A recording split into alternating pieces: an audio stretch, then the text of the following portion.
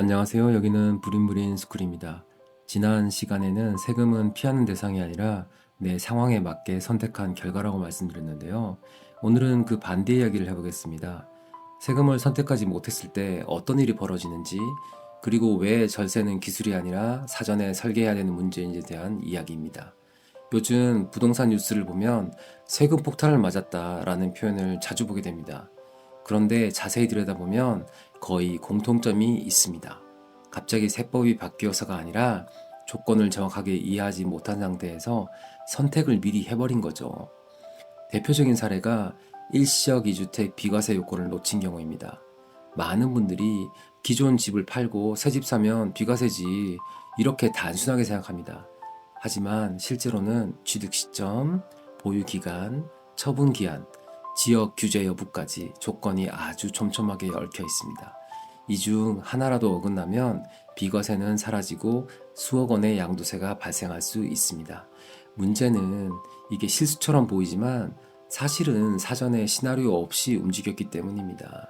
또 하나 대표적인 경우가 다주택 상태에서의 매도입니다. 나중에 정리하면 되지 이렇게 생각하고 집을 늘렸다가 정작 팔려고 할 때 규제가 걸리고 거래가 막히고 세율은 중과로 적용되는 경우입니다.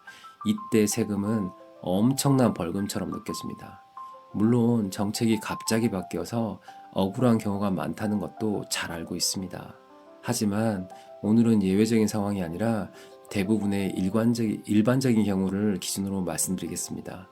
기본적으로 부동산 세금, 그 중에서도 가장 큰 비중을 차지하는 양도세는 집을 살 때가 아니라 집을 언제, 어떤 상태로 파느냐에 따라서 결정됩니다. 그래서 합법적 절세의 핵심은 얼마나 덜 냈느냐가 아닙니다. 절세는 사후에 참는 꼼수가 아니라 사전에 여러분이 그려둔 시나리오입니다. 그래서 절세를 잘하는 사람들은 이렇게 질문합니다. 이 집을 언제 팔게 될까? 그때 나는 몇 주택자가 될까? 이 선택이 세금으로 어떻게 돌아오는 걸까?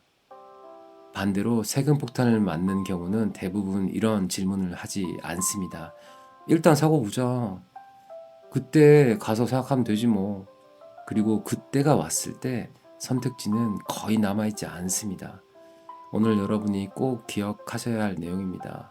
절세는 요령이 아니라 실패하지 않기 위한 정교한 시나리오입니다. 물론 세금을 줄이기 위해 무리한 선택을 할 필요는 없습니다. 다만 아무 생각 없이 선택하는 것만은 인생에서 가장 비싼 교훈으로 남을 뿐입니다. 지금까지 부린부린 스쿨이었습니다. 여러분은 오늘도 한 걸음 나아갔습니다.